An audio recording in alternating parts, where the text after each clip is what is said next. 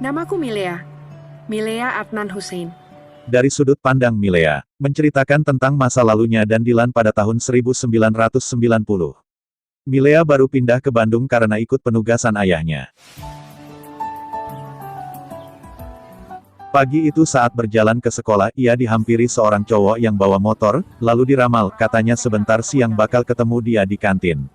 Setelah pelajaran selesai, Milea mengobrol dengan Rani, teman sebangkunya.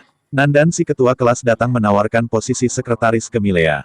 Pian kelas 11 fisika masuk ke kelas mereka dan memberikan surat ke Milea, katanya dari kawannya. Setelah sekalian menanyakan keberadaan Wati, Pian pun pamit. Milea membaca surat tadi, sebuah permintaan maaf karena ramalan ketemu di kantin ternyata salah, tapi dia mau meramal lagi, katanya besok mereka akan bertemu. Milea heran, besok kan hari Minggu. Milea yang sedang menyikat sepatu di belakang rumah dihampiri oleh bibinya, katanya ada yang datang. Milea ke depan, ia bertemu dengan si cowok peramal. Cowok itu memberi Milea undangan, disuruh baca nanti. Katanya, ikro Milea. Lalu ia pergi. Milea membaca undangan itu. Ternyata isinya adalah mengundang Milea untuk bersekolah pada hari Senin, Selasa, Rabu, Kamis, Jumat, dan Sabtu. Adik Milea memanggil, katanya ada telepon. Hari itu aku sibuk sekali. Padahal saat itu yang ingin aku lakukan cuma senyum-senyum sendiri memikirkan undangan ajaib dari sang peramal. Besoknya upacara bendera. Dilan dihukum berdiri di depan. Dia lagi, kata Rani. Milea bertanya dia siapa. Dilan, jawab Rani. Milea pun tahu nama sang peramal adalah Dilan. Dan juga tentang julukannya, Panglima Tempur. Dilan mengantar Milea pulang naik angkot. Dia bilang Milea cantik, tapi ia belum mencintainya, nggak tahu kalau sore, tunggu saja. Di kelas Nandan menjelaskan ke Milea tentang tugas sekretaris kelas. Rani datang memberi surat ke Milea. Milea membaca surat itu. Isinya pemberitahuan kalau sejak sore kemarin Dilan sudah mencintainya. Di kantin, Milea, Nandan dan teman-teman kelas 11 biologi makan batagor bersama. Dilan datang, ia mengaku ke Nandan kalau ia menyukai Milea. Sene, Dilan datang ke kelas Milea. Meminta kertas dan pulpen. Ia menulis beberapa nama lalu ia coret semua kecuali namanya. Katanya semuanya akan gagal jadi pacar Milea. Cuma Dilan yang akan berhasil. Pulang sekolah Dilan bilang ke Milea kalau ia mau datang ke rumah Milea. Malamnya Dilan beneran datang. Ayah Milea membukakan pintu. Ngobrol sebentar lalu Dilan pamit pergi. Ayah Milea bilang ke ibu Milea, ada-ada aja. Ada anak sekolah Milea ngaku jadi utusan kantin. Katanya mau menawarkan menu baru batagor 3 rasa. Milea yang sedang makan senyum-senyum mendengarnya. Saat mengambil minum, telepon berbunyi. Milea mengangkat telepon. Halo? Iya, saya. Aku Dilan. Ternyata dari Dilan. Mereka bercerita tentang kejadian waktu Dilan datang tadi. Besoknya Dilan memberi Milea coklat lewat tukang koran. Coklatnya dibungkus koran. Dilan menelpon, Milea berterima kasih untuk coklatnya. Dilan bilang terima kasihnya ke tukang koran. Malamnya pacar Milea datang membawa teman-temannya dan kue ulang tahun untuk Milea. Mereka makan kue bersama. Telepon berbunyi. Milea buru-buru mau mengangkat telepon. Pacarnya jadi curiga. Milea memberi alasan. Setelah makan kue rombongan pacar Milea pulang kembali ke Jakarta. Pagi hari, di kelas, semuanya merayakan ulang tahun Milea. Nandan memberi boneka besar. Saat jam pelajaran Dilan datang ke kelas Milea dan memberikan kadonya yang dibungkus dengan plastik didu hitam putih. Sesampai di rumah, Milea membuka kado itu. Ternyata isinya TTS dengan sampul diberi kumis yang sudah diisi semua.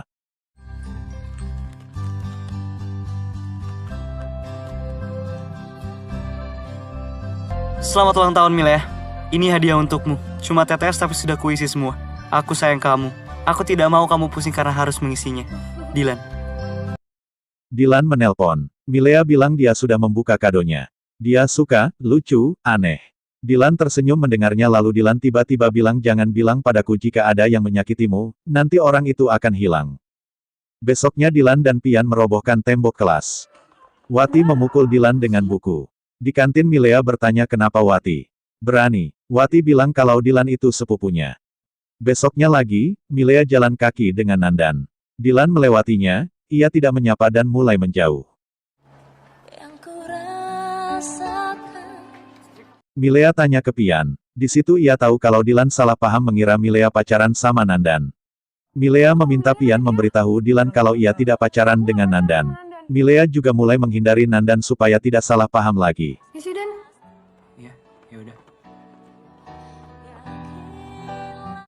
Cerdas cermat, Dilan ikut sebagai perwakilan kelasnya. Ia tidak lulus seleksi Olimpiade untuk ke Jakarta. Semua orang pergi Jakarta kecuali Dilan.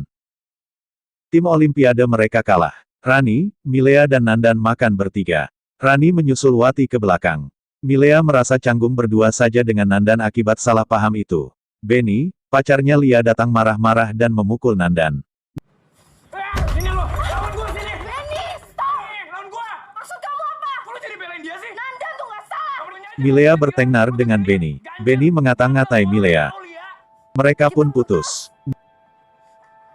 Dasar pelacur. Lia kenapa? Lia. Milea menangis karena kata-kata Benny tadi. Ia pun mengingat kata-kata Dilan. Jangan pernah bilang ke aku ada yang menyakitimu. Nanti orang itu akan hilang. Milea sakit. Teman-temannya menjenguknya. Dilan mengirim tukang pijit untuk memijit Milea. Beberapa saat kemudian Dilan datang. Teman-teman sudah mau pulang. Hati-hati. Aku di sini dulu ya. Ya. Malamnya Milea memberitahu ibunya kalau tadi Dilan datang, bawa tukang pijit. Milea tanya ke ibunya apa akan menyukai orang seperti Dilan. Ibunya bilang mungkin, tapi kalau orangnya sok jago dan suka marah-marah sudah pasti ibu nggak suka. Di jalan menuju sekolah, Dilan menitipkan motornya dan jalan dengan Milea. Jalan Buah Batu. Jalan Milea dan Dilan sang peramal. Di kelas Rani bicara dengan Milea tentang Susi, anak pemilik toko emas yang suka sama Dilan. Saat jam istirahat Milea mencari Dilan ke kantin. Ia tidak melihat Dilan, hanya ada temannya, Anhar dan Pian. Jadi ia meminta Pian sampaikan ke Dilan kalau Milea datang cari Dilan tadi.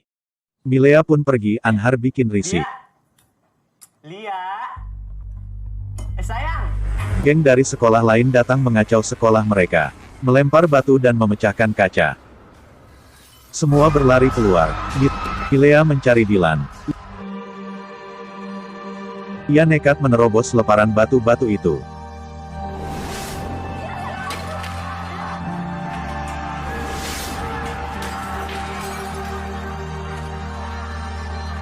Ia bertemu Dilan yang ternyata ada di belakang. Milea marah dan mengira Dilan dalang di balik semua ini. Dilan bilang bukan dia. Anhar memukul anak sekolah lain.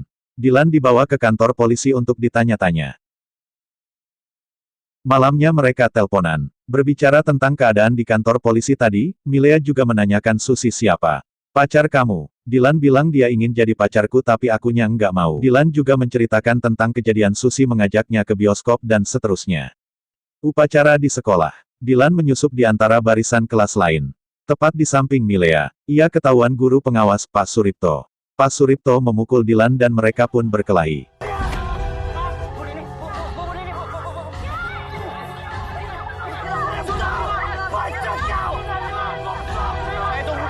Dilan masuk kantor sekolah. Ia dinasehati, Dilan menasehati balik. Siapapun dia, kalau tidak mau menghargai orang, gak akan pernah bisa dihargai orang, Bu. Milea bertemu bundanya Dilan. Milea diantar pulang sambil bercerita tentang Dilan.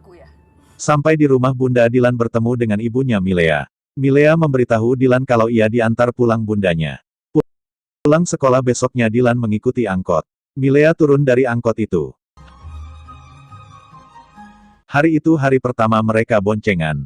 Jalan-jalan di kota Bandung bersama. Mereka makan bakso. Dilan memberi sebuah kerupuk. Sepotong dimakan di Sin, sepotongnya lagi dibawa pulang untuk makan malam. Saat mengantar Milea pulang Dilan menatap laki-laki yang ada di teras rumah Milea. Milea bilang Kang Adi, guru les privat. Wati memberitahu Milea kalau geng Dilan mau menyerang sekolah kemarin. Milea meminta Wati menemaninya ke tempat Dilan. Milea ingin menghentikan Dilan. Ia mengajak Dilan jalan-jalan sekarang. Di rumah ada telepon. Dilan mau pergi tapi Milea bilang mau ikut, jadi Dilan tidak pergi. Disa adiknya Dilan datang dan memperkenalkan diri. Makan malam di rumah Dilan. Bundanya Dilan menawarkan. Milea melihat kamar Dilan. Bunda Dilan menunjukkan puisi-puisi Dilan di sana. Dilan mengantar Milea pulang. Ada Kang Adi lagi. Milea les privat. Ia diberi sesuatu dan ditawarkan untuk jalan-jalan ke IT juga, Milea bilang nanti. Dilan menelpon. Milea memberitahu Dilan tentang tawaran itu. Dilan cemburu dengan Kang Adi, Milea berjanji tidak akan pergi. Pulang dari pasar, Milea ngobrol dengan ayahnya di teras. Kang Adi menjemput Milea. Milea menolak dan bilang tidak bisa pergi.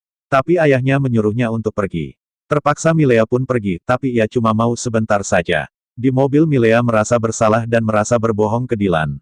Sepulang dari itu, Bibi memberitahu kalau ada telepon dari Dilan, dan bibinya tadi bilang kalau Neng Mileanya lagi pergi sama Kang Adi. Milea nelpon balik, telepon itu diangkat sama bundanya Dilan, tapi Dilan tidak ada. Milea semakin merasa bersalah. Ia menangis sambil memegangi puisi Dilan. Besoknya Milea mencari Dilan ke kantin. Ada Susi, Anhar, dan Pian.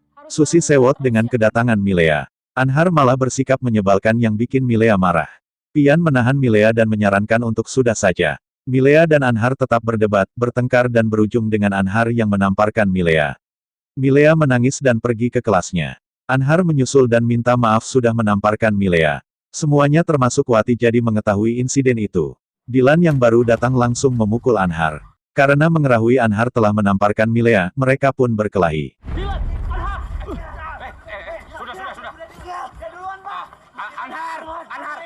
Dilan masuk kantor lagi. Jangankan Anhar. Kepala sekolah Bapak lihat, kebakar sekolah ini. Udah. Setelah itu Milea mengobati luka Dilan. Dengan latar tempat kantin mbak langganan mereka pun jadian.